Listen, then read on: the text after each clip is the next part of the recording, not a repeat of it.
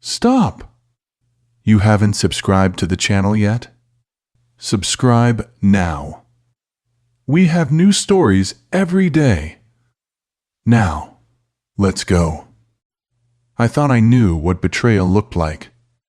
I'd seen it in movies, heard the stories. I even read the books. But when it happens to you, it's nothing like what they tell you. It's not the screaming matches or the slow build-up to the revelation. It's more like a small crack, a tiny chip in the perfect surface of your life.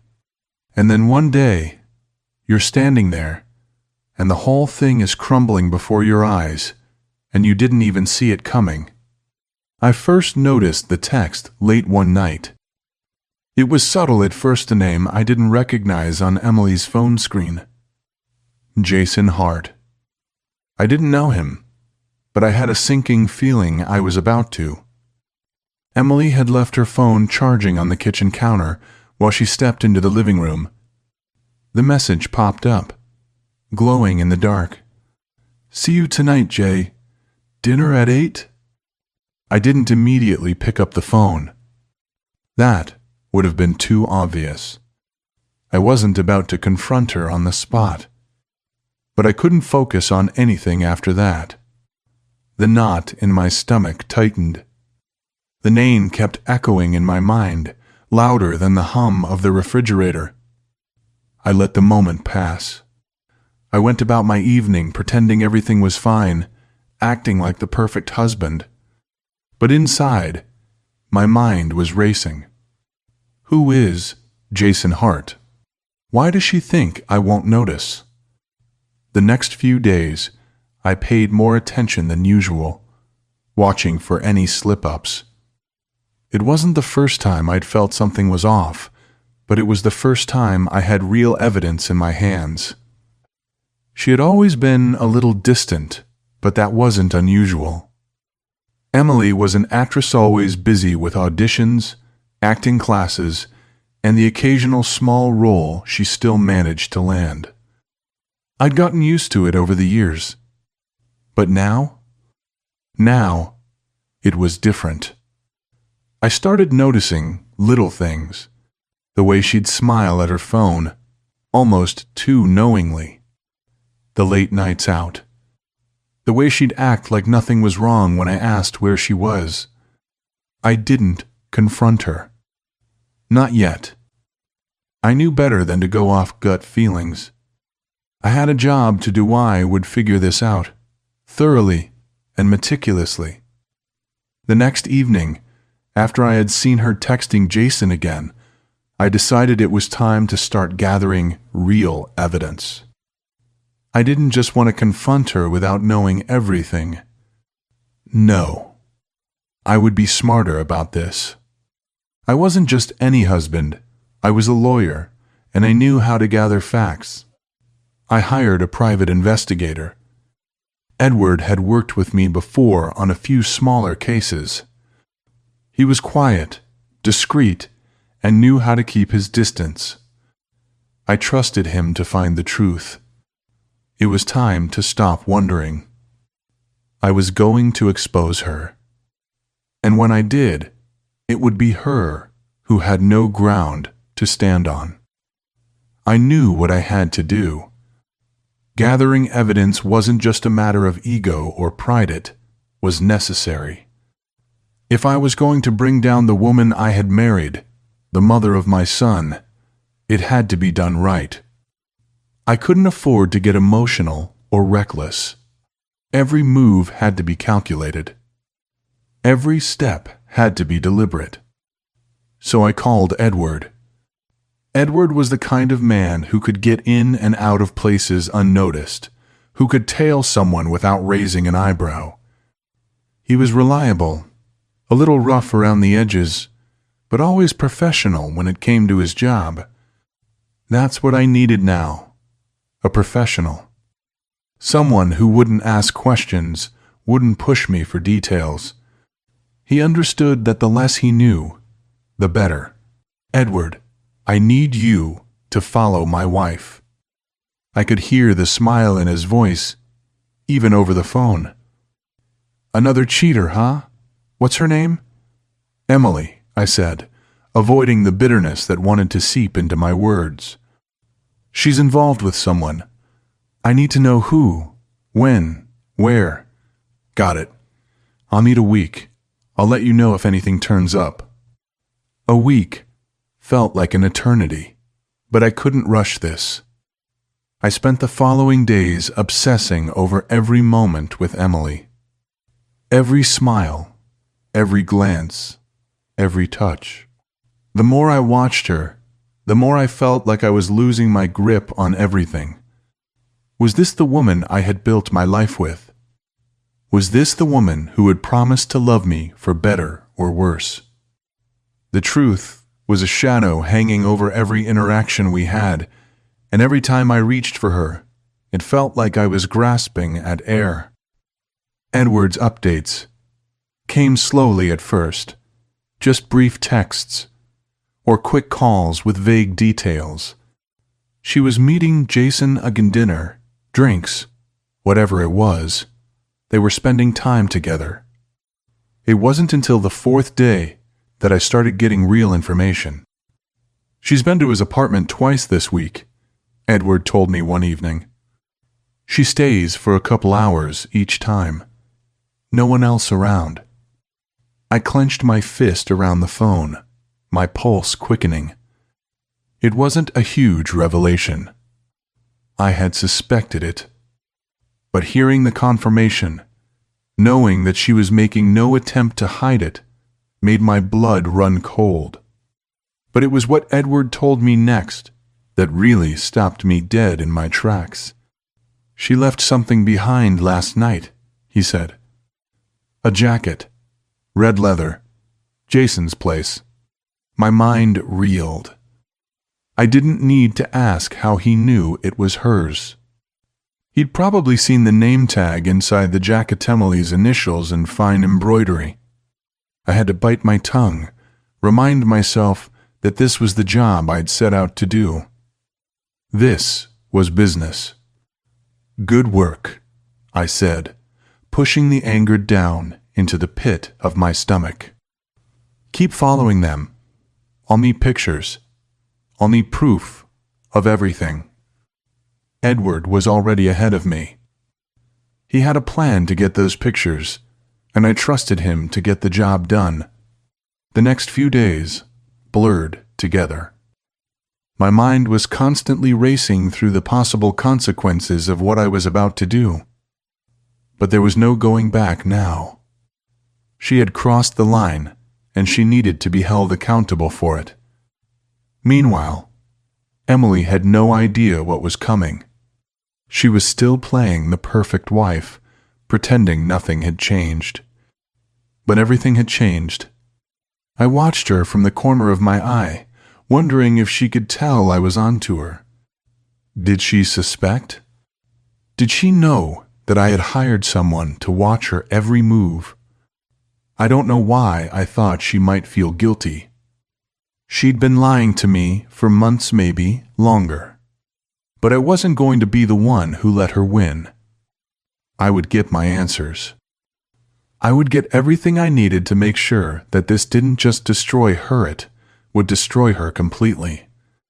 I spent the next few days waiting for the next piece of the puzzle to fall into place. Edward's updates were starting to feel like a slow drip of confirmation, each one more damning than the last. But it wasn't enough yet. I needed everything, every piece, before I could act. The real breakthrough came late on the 6th day. I was sitting at my desk, buried in paperwork, when my phone buzzed. Edward's name flashed on the screen. My pulse quickened. "Got something for you," he said, his voice flat, the tone telling me he knew the weight of the information he was about to share. "What is it?" I tried to keep my voice steady. "I have photos of her at Jason's apartment, just like I said. But there's more." He paused, as if letting the silence drag out for a reason. "I followed her to a hotel last night. She met him there, stayed the night, left early this morning. I let the words sink in slowly, my hands gripping the edges of my desk, my nails digging into the wood. I could feel the cold certainty setting in, like a wave crashing over me. I wanted to scream, but I didn't. I wouldn't. I need those photos, I said through gritted teeth. Already sent them. You'll have the full set by tonight. By the time I hung up, I had already begun planning. The truth was no longer a vague idea. It was real, tangible. My wife had been sleeping with another man for months, maybe longer. There was no question anymore. I had what I needed. The next few hours were a blur. I sat at my kitchen table, staring at the photos Edward had sent. There was Emily, laughing with him, Jason Hart, the actor I had never heard of, until all of this began. There they were again, kissing in the hotel lobby, the second photo catching them mid-embrace, her hands tangled in his hair. Every image, every frame, was another dagger in my chest. But I wasn't about to let myself break. No, this was it. This was the moment where I would take control. This was where the plan began. I wasn't angry. Not yet, anyway. The anger would come later, when I had the upper hand. Right now, I was focused on the future.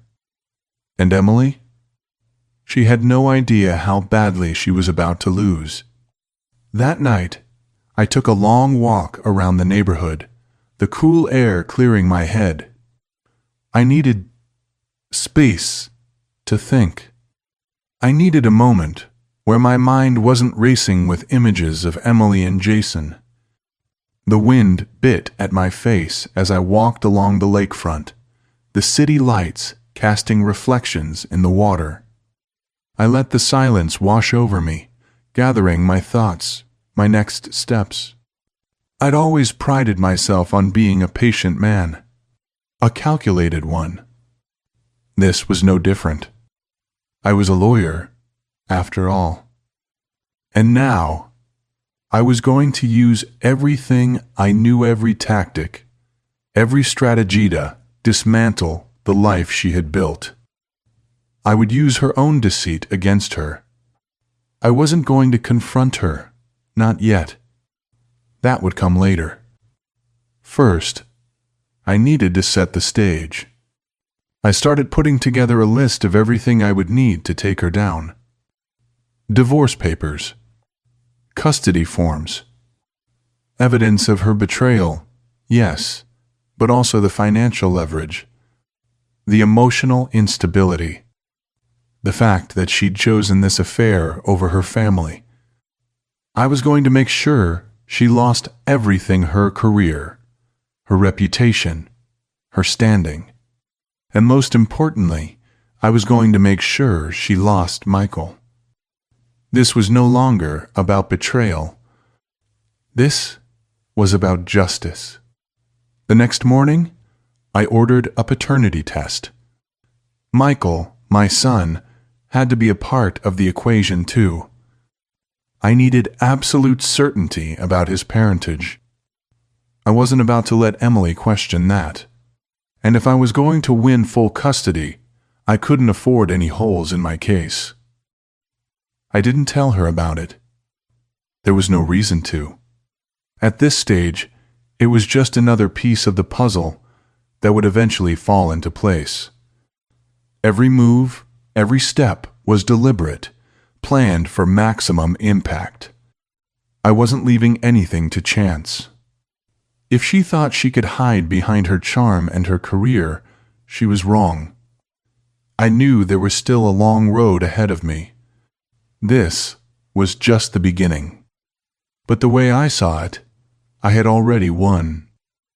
It was only a matter of time before the truth would catch up to her, and when it did, there would be no escape. I had the evidence, the photos, the confirmation of the affair. But now came the hard part, the part where I needed to make it count.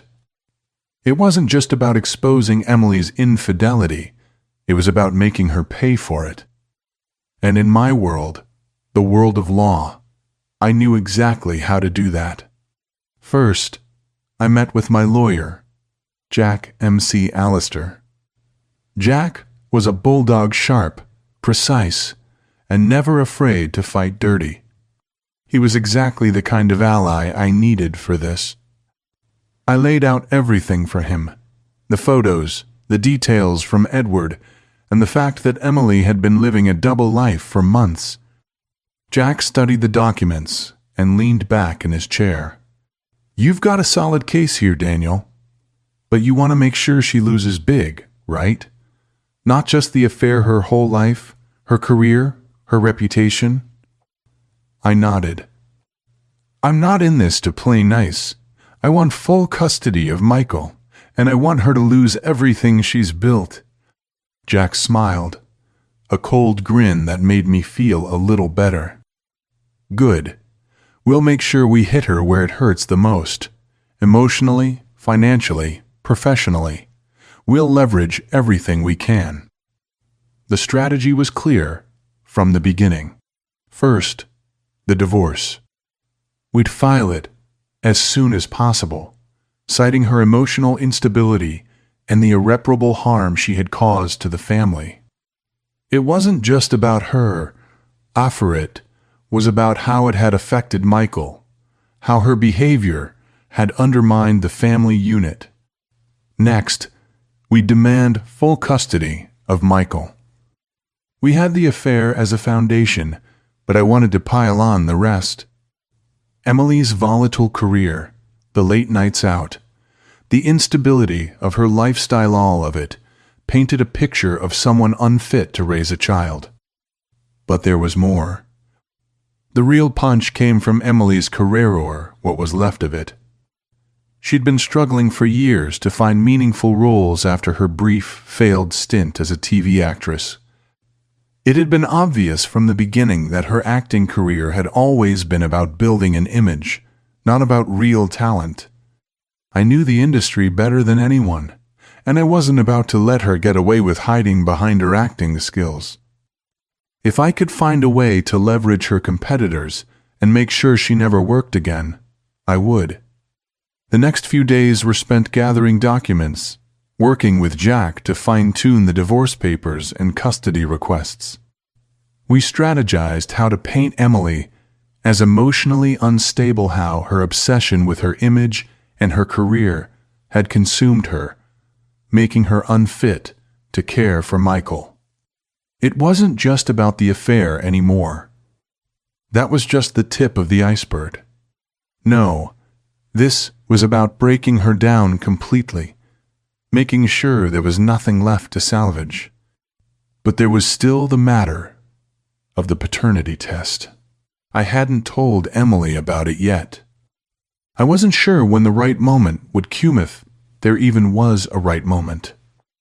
The test results would confirm what I already knew. Michael was my son.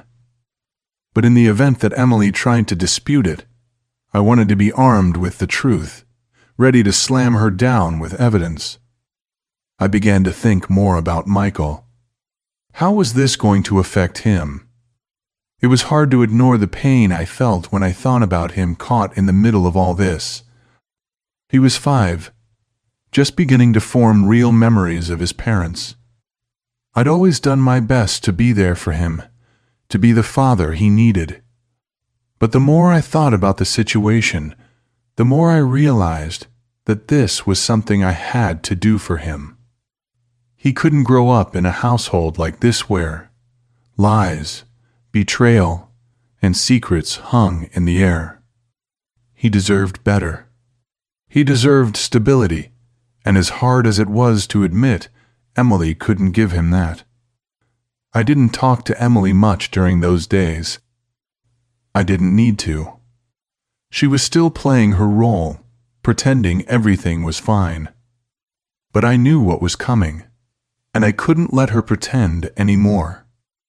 When I did see her, it was only in passing, when I was coming home late or leaving early. She never questioned it, never thought twice about why I was acting different. She didn't know I was planning her downfall. I didn't tell her about the divorce papers. I didn't tell her about the paternity test. The last thing I needed was for her to start covering her tracks before it was too late. But all of that was about to change. Once the divorce was filed, once everything was set in motion, she wouldn't be able to hide from the truth. A week later, Jack and I were ready. The papers were filed. The paternity test had come back confirming what I already knew, and I had all the ammunition I needed to make sure Emily lost everything. It was time to move forward. The day the divorce papers were filed, I felt a strange sense of detachment. There was no anger, no satisfaction, just the quiet certainty that the next phase of my life had started. The emails had been sent, the forms signed, the documents served. Emily had no idea what was coming for her. I didn't wait to see her reaction. I didn't need to. I'd done what I had to do. Now, it was all about letting the system work its magic. And with the leverage I had, I knew it would work in my favor. The next morning, the phone calls started. First, it was Jack calling to check in. "The court's already moving forward with the custody request," he told me. "I've got a meeting with the judge in 2 days. It's looking good." I didn't say much. There was no need for small talk.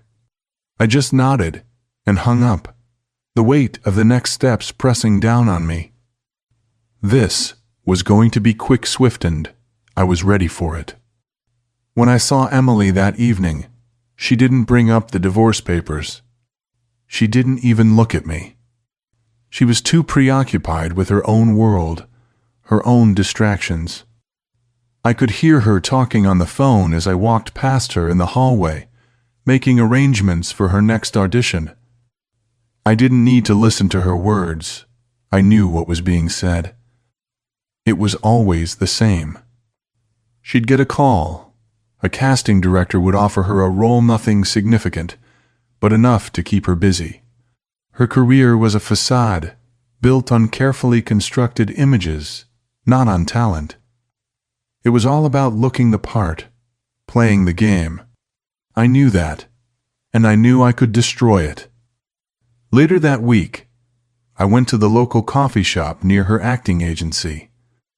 I'd been doing some research on her competitors, gathering intel. It didn't take long to find out which names were the real threats to her career. These were the people she had once competed with, the ones who had always overshadowed her. They had the roles she wanted, the recognition she craved. And I knew just how to use them. I made a few calls to contacts in the industry, speaking to agents, casting directors, and producers. It was enough to drop hints, to sow seeds of doubt. A word here, a whisper there. Let them know she was unstable, unreliable. Let them know about the affair. Let them know she couldn't be trusted with the commitment needed to hold down a serious role.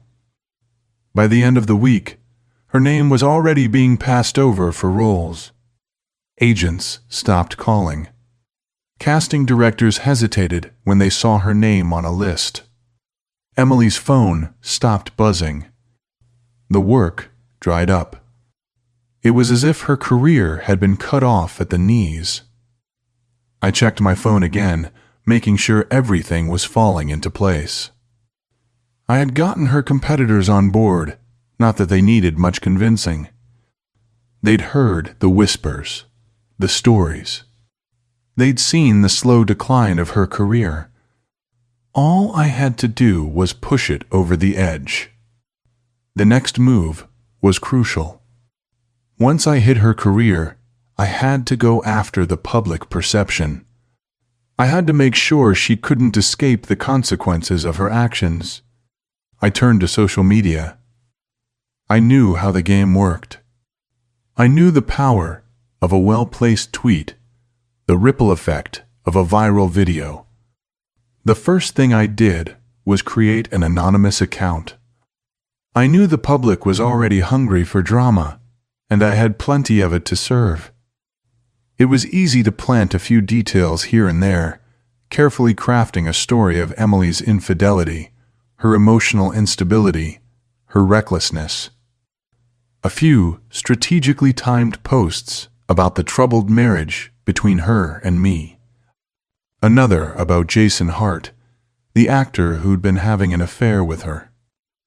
It didn't take long for people to take notice. Once the media got wind of the story, they ran with it. Headlines, interviews, tweets, everything I'd planted started to bloom.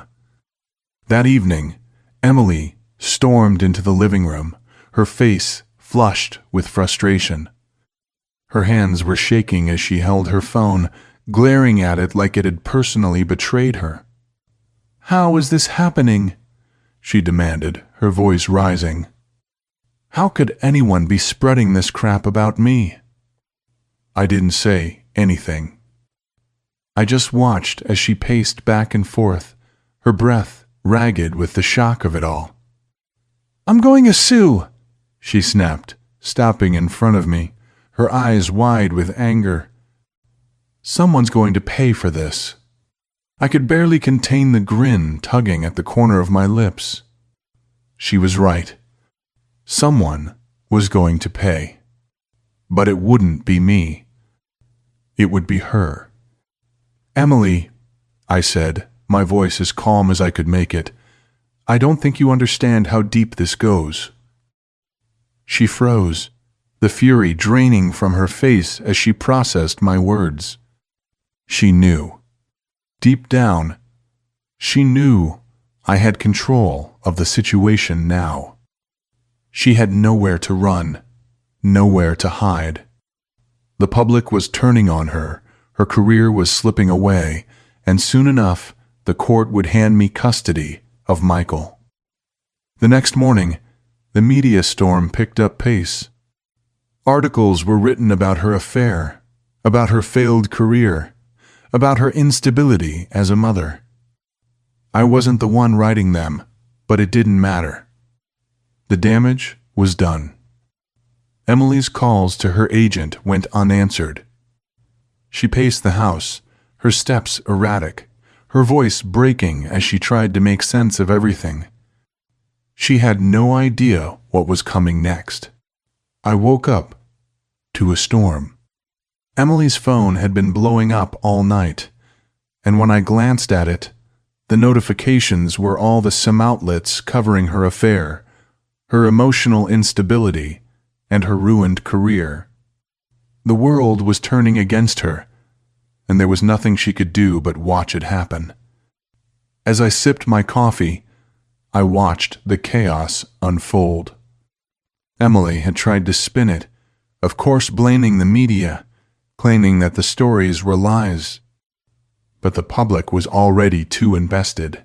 The videos, the articles, the social media posts they'd spread like wildfire. Her career was over before she even had a chance to fight back. By the time she finally approached me, her face pale and her eyes hollow with exhaustion, I had already made my next move. "Daniel," she said, her voice trembling, "you need to stop this. This isn't helping anyone." I glanced up from the papers I was reviewing. "What do you want me to do, Emily? Pretend I didn't see what you did? Pretend this isn't who you are?" She flinched, a wave of guilt flashing across her face before it was quickly masked by anger. "You've made your point. You've ruined my life. What more do you want?" I set the papers aside. "I want full custody of Michael," I said evenly, "and I'm going to make sure you never work again." The truth hit her like a slap. Her mouth opened, but no words came out. She couldn't even argue. Not anymore. "I'll fight you in court," she said finally, but the fight in her was gone. She knew she couldn't win. The evidence I had her affair, her inability to provide a stable environment for Michael was undeniable. She had no defense. I didn't need to say much more. I'd already won. The next few days felt like a blur of court filings and press conferences. The final hearing was looming, and I knew Emily was too weak to mount any real opposition. She still tried to hold on to the hope that somehow, someone would believe her version of the story. But the truth had already been laid bare for all to see. In court, Emily barely spoke. She looked defeated, her usual sharpness gone. She didn't try to defend herself when Jack laid out the case. The affair was brought up, the damage it had caused to Michael, and her emotional instability, all of it, was on the table. I didn't need to say a word. Jack handled everything. When it came time for the judge to deliver the verdict, the silence in the room was thick. The judge spoke with authority, outlining the reasons why Michael needed a stable home environment. I could feel Emily's eyes on me as the words were read. Daniel Watson is granted full custody of Michael Watson. Emily Watson's visitation rights are to be determined at a later date. Emily's face went pale, and she didn't react. There was nothing left to fight for. It was done. I had Michael, and I knew I'd given him the best chance and a future that didn't involve the mess of Emily's life. I focused on the weeks that followed settling in with Michael, making sure he felt safe. I didn't rush him. He was adjusting, just like I was. The world had changed, and it was hard for both of us to accept. But it was for the best. Emily disappeared after that.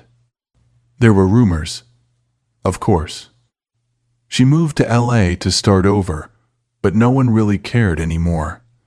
The actress who had once had it all was now just another name in the headlines, one of many that would fade into obscurity.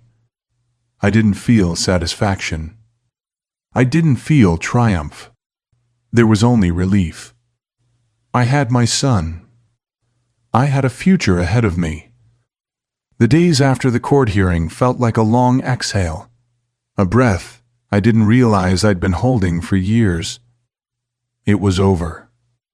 Emily was gone. I had Michael, and that was all that mattered. But even though the war had ended, the rebuilding was just beginning. Michael was quiet at first. He didn't speak much about his mother, and I didn't push him to. He was still processing everything, and so was I. It was hard to reconcile the father who had raised him with the man who had just torn his family apart. But I couldn't afford to look back, not now. I had to focus on the present, on what we both needed. I had to get my life back on track. I'd been so consumed with the fight that I hadn't realized how much I'd lost along the way. My peace, my energy, even my passion for law. I still worked, of course. I had clients to meet, cases to win, but it was different now. Everything felt more distant, like I was going through the motions, rather than truly living. I enrolled Michael in a new school, one closer to the apartment we'd settled into. It wasn't much, just a 2-bedroom in a quiet neighborhood, but it was ours. I made sure it was a place he could call home. And I started to get back into my routine. The gym, the office, the few friends who hadn't distanced themselves. Life started to fall back into some semblance of order. One afternoon, as I sat in my office, a message came through from Jack. "I've been doing some digging," it said. "I think we've got something else on Emily. Something big." At first, I was tempted to ignore it. I'd already won. Emily was out of our lives, and I had no interest in kicking a woman who was already down. But curiosity gnawed at me. I replied, "What is it?" Jack's response came quickly. "I'll meet you tonight." That evening, I met Jack at a small bar near the office. He was already seated, a beer in hand, waiting for me. "I think Emily's back in the game," Jack said without preamble. "I've been talking to some sources in LA. She's trying to make a comeback, but there's something you should know." I frowned. "What is it?" Jack leaned in, lowering his voice. "She's been reaching out to some of the people we used to work with. Old contacts. She's trying to get back in the industry, but I don't think it's for the right reasons." I sat back, processing the information. "What are you saying?" Jack's eyes met mine, sharp and direct. "I think she's plotting something, and I don't think she's done with you, or Michael." The weight of his words hit me harder than I expected. It wasn't over, not by a long shot. I had won the custody battle, but Emily hadn't given up. I could feel the gears turning in my head. The fact that she was already trying to re-enter the industry, despite the damage she'd caused, told me everything I needed to know. She wasn't done trying to take back control. The next few days were spent strategizing. I couldn't let my guard down. Not yet. I knew Emily's type she wouldn't stop until she got what she wanted. I had to make sure she didn't get any opportunities to drag Michael back into her mess. I called in a few favors from old colleagues, people who still had ties to the industry. I needed to know everything she was doing. I needed to be one step ahead of her. But something inside me also shifted. For the first time in a long time, I started to question the path I'd chosen. It had been so easy to turn the law into a weapon. So easy to manipulate the system to my advantage. I had done everything by the book, but I couldn't ignore the fact that I'd destroyed a person in the process. And even though I had Michael, even though I had won, I couldn't help but wonder if the cost had been too high. That night, after I put Michael to bed, I sat alone in the quiet apartment, staring out the window at the Chicago skyline. The lights flickered below, and the city seemed so distant, like a world I had once been part of, but no longer belonged to. I wondered what would happen when Emily came back. What would she do next? And what would I do then? It had been a month since Jack's warning, and Emily's movements were still a mystery. No surprise there. She was never one to play her cards openly. Instead, she worked in the shadows, setting the stage for her comeback. I felt like I was constantly waiting for the other shoe to drop, knowing she would find some way to complicate things. But I couldn't let myself be consumed by her anymore. Still, the unsettling feeling lingered. Every time I picked up Michael from school, I checked the surroundings. Every call I received made me hesitate for a split second, wondering if it was a lawyer, or worse, someone from Emily's new life trying to find a loophole to drag us back into her mess. But life had a way of moving forward. The days turned into weeks, and Michael began adjusting better. His smile was returning genuine, unguarded. It made all the difference. I focused on him, not her. We had dinners together, went to the park, and sometimes just stayed in, watching movies. I found peace in the simplicity of our routine. It was late one evening when I got the call. I recognized the number instantly. It was from a lawyer, one of Emily's old associates. His name was Mark Tanner, and we had crossed paths during the divorce proceedings. I hesitated, but answered. "Daniel Watson?" he asked, his voice calm, but with an undertone of tension. "Yes. What is this about?" I kept it short, businesslike. No need for pleasantries. "I represent Emily Watson. She's requesting a modification to the custody arrangement," he said, his words crisp. "She's filed a motion to regain visitation rights, and she's asking for a more substantial role in Michael's life." I was silent for a moment. I had expected this. I'd known it was coming. But hearing the words out loud, hearing the calculated tone in his voice, hit harder than I anticipated. "You're going to need to prove her unfit again, Daniel," Tanner continued. "She's hired a new team, and they're more than willing to make this a long fight." I inhaled deeply, then exhaled slowly. She's the one who ruined her own life. If she thinks she can waltz back into Michael's world like nothing happened, she's wrong.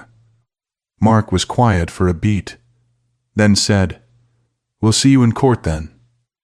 I spent the next few days stewing. Emily had made her move, and now I had to decide how I would counter it. But this time, it wasn't just about winning. It was about protecting Michael and making sure that he didn't end up caught in the crossfire of her drama. I called Jack. "We're going back to court," I said, getting straight to the point. "She's trying to play this like a game, but it's not. I'm not letting her drag Michael into her mess again."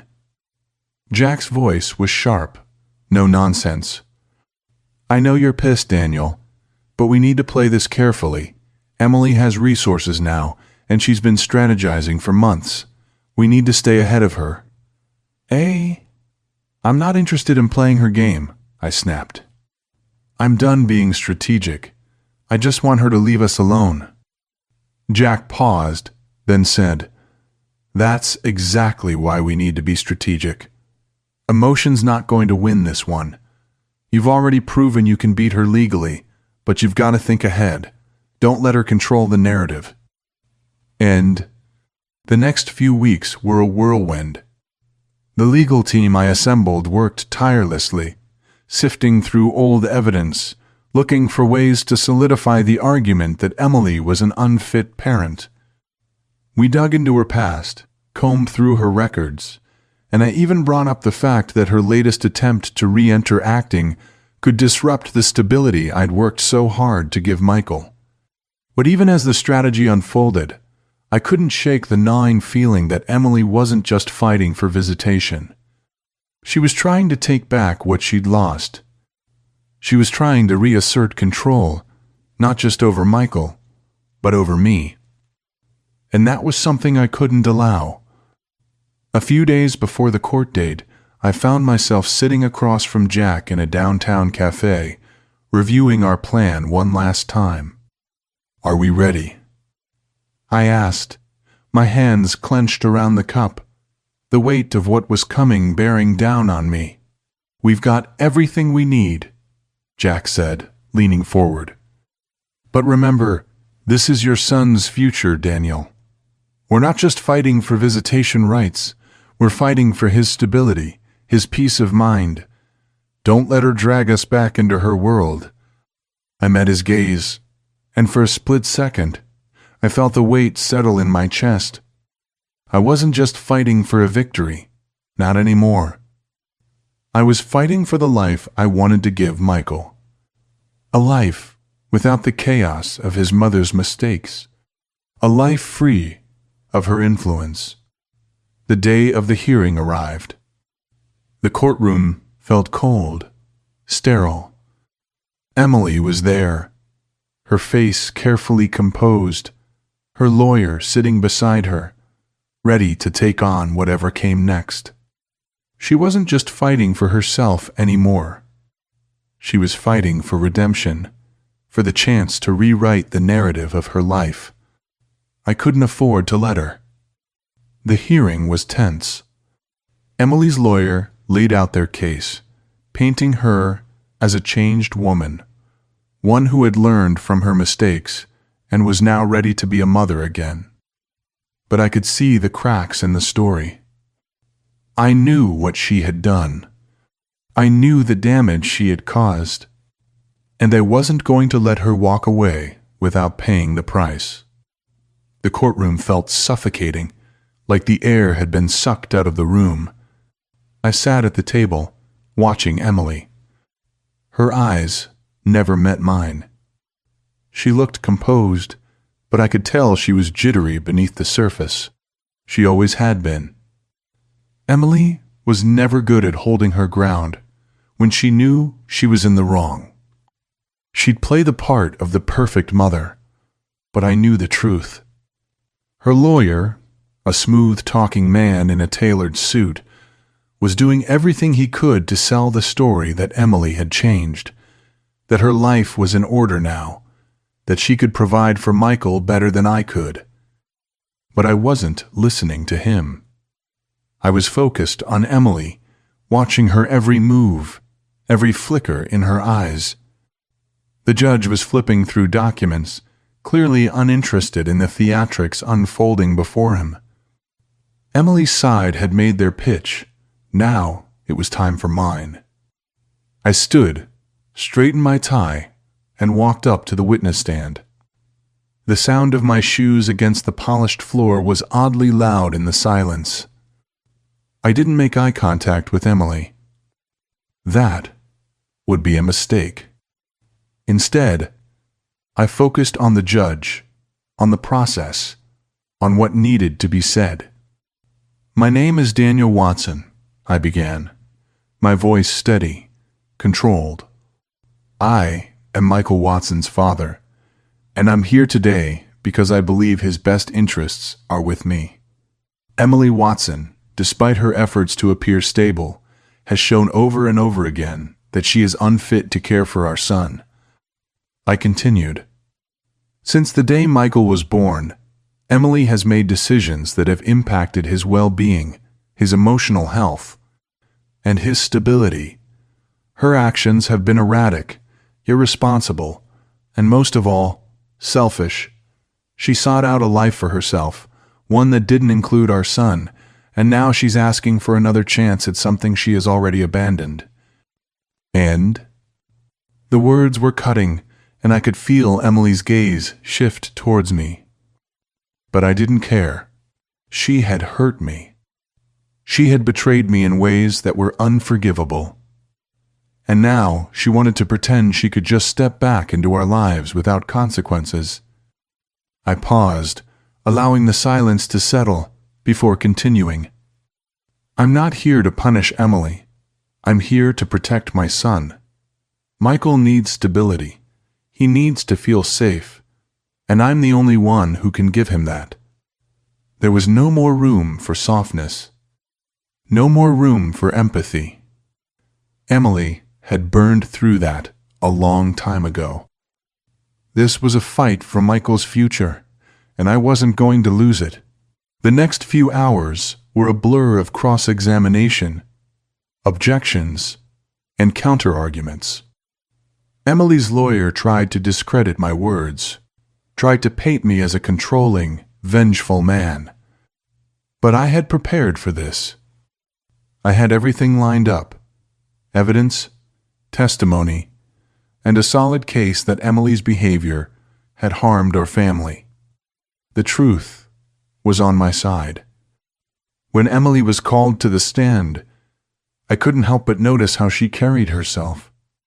She was calm, but her eyes betrayed her. She was holding back something, maybe fear, maybe guilt.